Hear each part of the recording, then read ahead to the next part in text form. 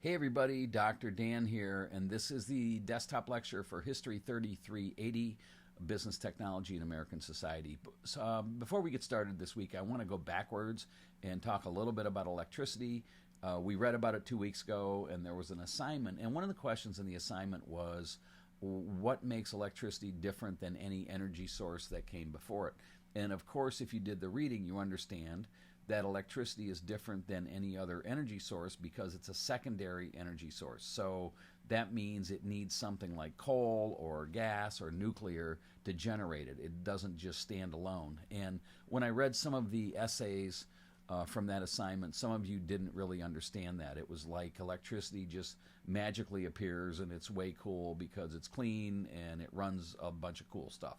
So that's all well and good, but understand that there is an environmental cost for using electricity, and if you're in the Midwest, for example, almost half of the electricity is still generated by burning coal. So I think it's important that we understand when we see a high-tech device like an iPhone or a brand new Tesla car, and we're like, oh my God, this is clean, it's going to save the planet.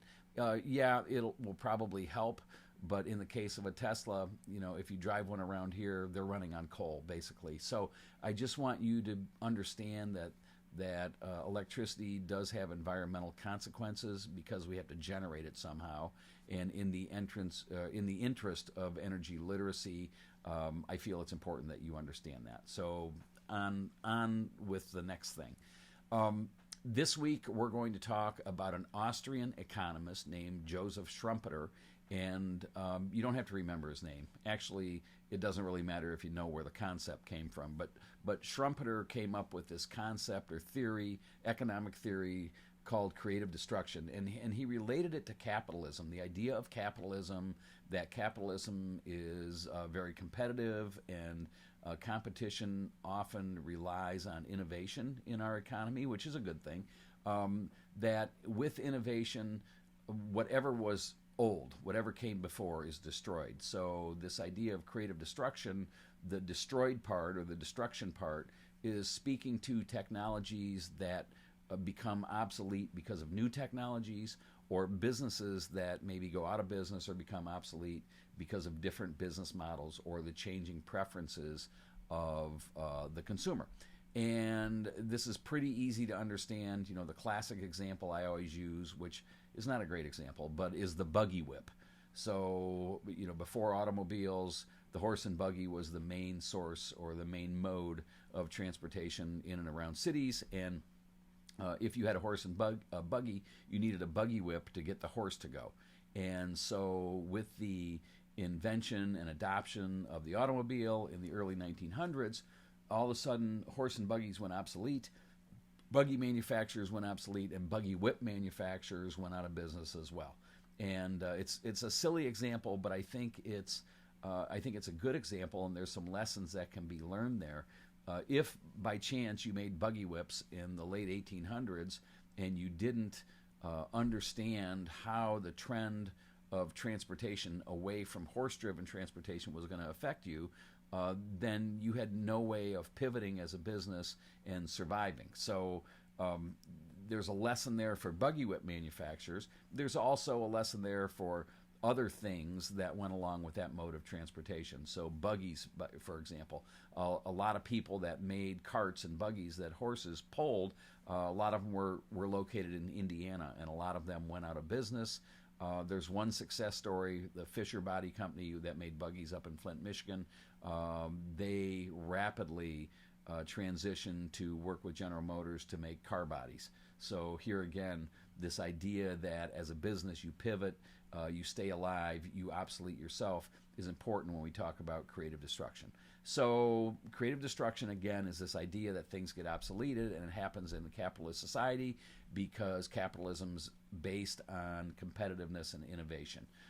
How we can apply this to lessons we've already learned in class, consider the macro trend, if you will, of transportation. When we talked about transportation networks, we went through these different phases of transportation in the country. So canals were a big deal in the early 1800s, but canals were obsoleted by the railroad.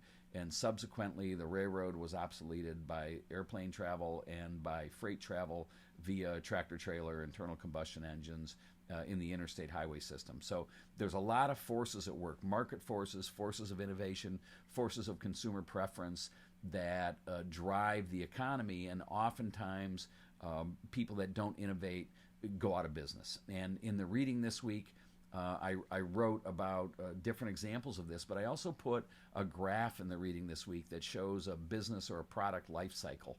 And it's a classic graph, but this idea that when something new, business goes up, the product matures, profits mature, and then if the company doesn't innovate, the product or the business fails. And there's some classic examples of this. So Kodak Company, Eastman Kodak, one of the biggest, most valuable companies in the United States in the 50s and 60s, they're gone. And the reason they're gone is because their whole business relied on cameras and film, and we all know what happened. Digital cameras came along. Kodak actually invented one, but it wasn't practical. Digital cameras came along. Kodak couldn't adapt fast enough, and then finally digital cameras were obsoleted by cell phones and cameras on cell phones. So that market of photography, really went through some machinations between the 1940s and current times, and a company like Kodak just couldn't adapt in time, so now they're gone. And there's just numerous examples of companies going out of business because they were destroyed by new technologies and failed to adapt. So the big point is that if we're going to understand the history of business and capitalism, we need to understand what Schumpeter was talking about, that in order for economies to grow, creative destruction is always going to be a force because the next best thing's going to come along. When we talk about retail, so that's in the news a lot. Some of you know in the past 2 years, Sears went bankrupt. And the reason it's important is because at one time, for many decades, Sears was one of the biggest retailers. They were the biggest retailer in the United States. So how can a company that big fail? Well, part of it is Amazon. All right, so we'll talk about that a little bit. But the other part of it is Sears never saw the social trends. So, Walmart and Target really ate Sears' lunch, so to speak, because consumer preferences moved to a model of discounted prices, and Sears never adapted to that.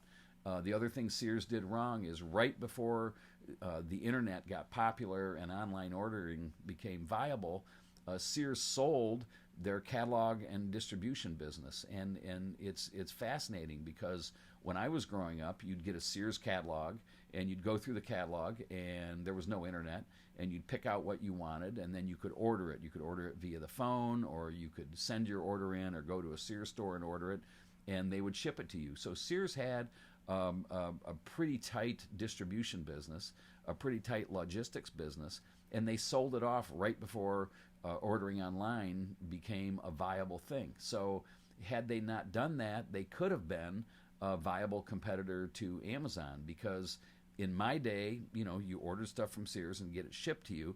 So it was just like Amazon today, only it took a lot longer and there was no internet to order it. But again, this model was in place with Sears, and they never saw the internet coming, never knew what kind of impact that would have, and we all know how the story ends. Sears is bankrupt and Amazon is thriving. It's probably going to happen with JCPenney as well very soon. So again, another example of creative destruction, how something different comes along. Society either prefers the difference in the case of discounting, or a different technology comes along like ordering online, and it destroys everything that came before it, and overall the economy grows. So retail's a great example of that. So really, when you talk about business and capitalism, some of the macroeconomic trends that we talked about in the past, we talked about communication networks as infrastructure. So we might recall that Samuel Morse invents the telegraph in the 1830s, and in the 1870s, Alexander Graham Bell invents the telephone, and eventually the telephone obsoletes the telegraph because there's no way that the technology would not be replaced by something that society preferred to use, in this case the phone, over the telegraph. So another example of really not a single product, but a big macroeconomic trend in communications. And again, Canals were obsoleted by railroads. Railroads were obsoleted by air travel. So everything we've looked at in some way has an element of creative destruction to it. As far as products are concerned, stuff that you know about, that you experience, think about landline telephones. So every house used to have one or two landline telephones, and now less than half of the residences in the United States have them. And that happened over a period of 20 years. How did it happen? Because of the cell phone. And again, the phone companies never saw the cell phone coming as far as being a viable alternative to using a landline phone. So again, creative destruction. Something comes along, replaces the old. Apple's a really good example of how a company can pivot. So Apple started, as you know, as a computer company. They made desktop computers, laptop computers, and the operating systems for those computers. And they dabbled in some portable devices early on, like the Newton. But for the most part, Apple reinvented itself with the invention and marketing of the iPhone in 2007, and just around that same time, the iPad comes out, and we start to see this trend towards mobile computing. Well, Apple obsoleted itself, and that was a great thing, because just about the time that desktop computers were going to become a lot less popular, because size was important and mobility was important, they come out with the iPhone and the iPad, and they gain all this market share back again. So again, Apple's a great example of a company that pivots to avoid this destruction curve, this being overtaken by something new. So whether it's professionally or personally, it's always best to obsolete yourself. So if you're a physician, for example, and you're just doing family practice, the same old thing, but the physician next door puts in a new machine that's going to help people lose weight or control their appetite.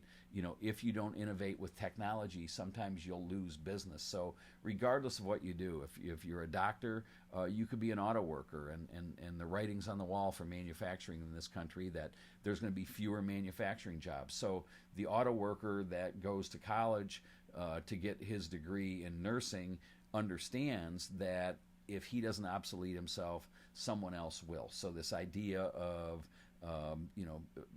getting an education to be able to practice a new skill or a new career is really important. So it's just like businesses. If you don't obsolete yourself, someone else will. It's an important lesson from this chapter. So think about that. How's the future going to change?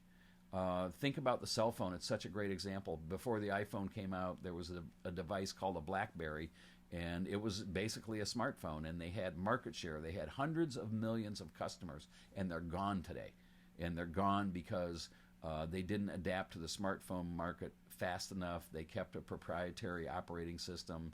They missed the whole idea of like an app store, and they're gone. And it's hard to believe a cell phone company that has sold hundreds of millions of units within the past 15 years would be history now. But that's what happens in capitalism.